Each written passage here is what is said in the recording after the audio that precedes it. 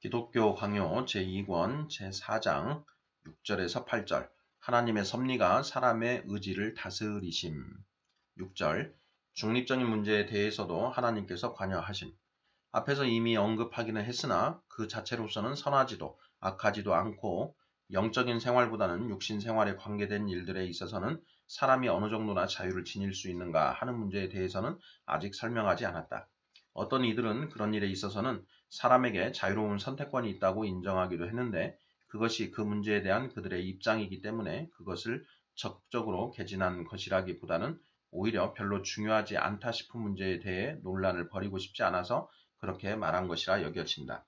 그런 문제에 대해서 자신의 입장을 분명히 개진할 능력이 없다고 스스로 생각하는 자들은 구원을 위하여 알아야 할 가장 필수적인 문제에만 관심을 집중시킨다는 사실은 충분히 인정한다. 그러나 동시에 다음과 같은 사실도 간과해서는 안 된다고 생각한다. 곧 우리가 충동을 받아 우리에게 유익이 되는 것을 선택하고 의지가 그쪽으로 기울어지든 혹은 반대로 우리에게 해가 될 것을 우리의 지성과 마음이 삼가든 그때마다 언제나 하나님의 특별하신 은혜가 거기에 개입되어 있다는 것을 깨달아야 한다는 것이다. 하나님의 섭리가 어디까지 개입하는가 하면 하나님께서 미리 보시기에 유익한 쪽으로 일들이 일어나도록 하실 뿐 아니라 사람들의 의지도 역시 같은 쪽으로 기울어지게 하시는 것이다. 사실 인간사가 되어지는 것을 그저 인간의 눈으로 보면 그것들이 사람의 처분에 맡겨져 있다는 것을 의심할 수가 없다. 그러나 이 문제에 있어서도 사람들의 마음이 하나님의 다스림을 받고 있음을 선포하는 성경의 여러 구절들에 귀를 기울이면 인간의 선택이 하나님의 특별하신 영향력에 굴복하여 있다는 것을 인정하지 않을 수가 없는 것이다. 애굽 사람들이 이스라엘 백성에게 자기들이 가장 아끼는 소중한 폐물들을 내어 주었는데 출애굽기 11장 2절 3절 과연 누가 그들의 의지를 그렇게 움직였겠는가? 결코 그들 스스로 그렇게 되지는 않았을 것이다. 결국 그들의 마음은 자기들 자신에게가 아니라 여호와께 굴복하여 있었던 것이다. 만일 하나님께서 그의 기뻐하심을 따라 사람들의 마음을 이리저리 움직이신다는 것을 믿지 않았더라면 야곱은 자기 아들 요셉을 두고서 전능하신 하나님께서 그 사람 앞에서 너희에게 은혜를 베푸시기를 원하노라 라고 말하지 않았을 것이다. 창세기 43장 14절 또한 온 교회가 시편에서 고백하는 것처럼 하나님께서는 그의 백성들을 긍휼히 여기시사 완악한 이방 백성들의 마음을 움직이셔서 온유하게 하셨다. 시편 106편 46절 그러나 반면에 사울이 노를 발하여 전쟁을 일으켰을 때 그 원인이 분명히 진술되고 있다. 곧 하나님의 영이 그를 그렇게 감동시켰다고 하는 것이다. 사무엘상 11장 6절 압살롬은 아히도벨의 말을 보통 하나님의 말씀으로 신뢰하고 있었는데 그의 마음을 바꾸어서 아히도벨의 모략을 물리치게 한 것이 과연 누구였는가? 사무엘 하 17장 14절 르호보암으로 하여금 젊은 사람들의 간언을 받아들이는 쪽으로 마음이 기울게 한 것은 과연 누구였는가? 열왕기상 12장 10절 14절 과거에는 매우 담대하던 민족들로 하여금 이스라엘 백성 앞에서 두려워 떨게 만든 것은 과연 누구였는가? 기생 라합까지도 이 일이 여호와께서 행한 일임을 고백하였다. 여호수아 2장 9절 이하 또한 이스라엘 백성의 마음을 두려움으로 가득 차게 만든 것은 과연 누구였는가?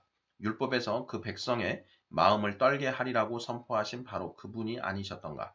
신명기 28장 65절 7절 하나님이 인간의 자유로운 선택을 다스리심 이것들은 특수한 신뢰들이므로 이것들을 하나의 일반적인 법칙으로 삼아서 모든 경우에 다 적용시킬 수는 없다고 반론을 제기할 수도 있을 것이다. 그러나 단언하건대 나의 주장은 충분히 입증되고도 남는다. 곧 하나님께서는 원하실 때마다 언제라도 그의 섭리로 역사하셔서 심지어 외부적인 일에서조차 사람들의 의지를 이리저리 기울게 하시며 그들이 자유로이 선택한다 할지라도 그것이 하나님의 뜻의 다스림을 받는다는 것 말이다.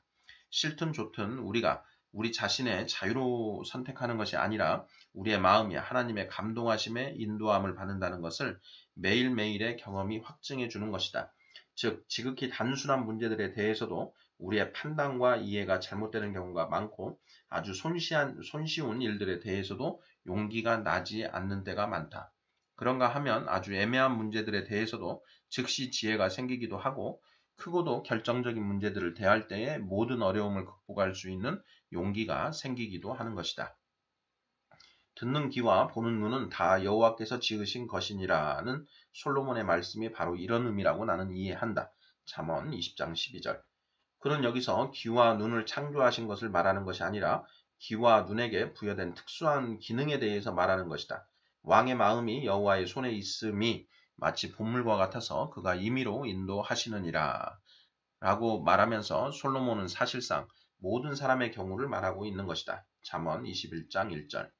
모든 사람의 의지가 모든 굴레에서 벗어나 있다면 무엇보다도 다른 사람들의 의지를 어느 정도 다스린다 할 수 있는 왕의 의지 또한 그러할 것이다. 그러나 만일 왕의 의지가 하나님의 지배를 받는다면 우리의 의지도 그런 상태를 면치 못할 것이다. 이에 대해서 아우구스티누스는 다음과 같은 유명한 말을 남겼다. 성경을 부지런히 살피면 다음과 같은 사실을 알게 된다. 즉 하나님께서 악한 것을 선하게 만드시고 그렇게 만드신 다음 선한 행동으로 이끄시고 또한 영생에 이르기까지 이끄시는 바 사람의 의지가 하나님의 능력 가운데 있으며 또한 이 세상의 피조물을 보존하는 의지들도 역시 하나님의 능력 가운데 있다는 사실이요. 또한 그 의지들이 온전히 하나님의 능력 가운데 있으므로 하나님께서 그가 원하실 때에 원하시는 방향으로 그것들을 움직이시며 그리하여 은혜를 주시거나 아니면 지극히 은밀하면서도 지극히 의로운 심판으로 말미암아 벌을 내리거나 하신다는 것이다. 8절. 자유의지는 자유로이 선택할 수 있는 내적인 자유를 의미함. 여기서 독자들이 기억해야 할 것은 몇몇 어리석은 자들이 하듯이 사람이 자유로이 선택할 수 있는 능력을 일의 결과로 판단해서는 안 된다는 사실이다.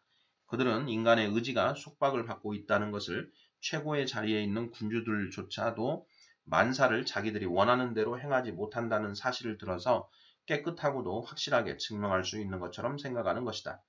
여하튼 우리가 논하고 있는 이 능력을 외형적인 성공력으로 판가름해서는 안 되고 사람의 속에서 이루어지는 것으로 생각해야 한다는 것이다. 자유의지를 논할 때에 우리는 과연 사람이 외부의 방해에도 불구하고 자기가 행하기로 결심한 바를 실행에 옮겨서 완수하는 것이 허락되어 있느냐를 묻는 것이 아니다. 오히려 그 사람이 어떠한 일에서든 판단의 선택과 의지의 끌림이 과연 자유로우냐를 묻는 것이다.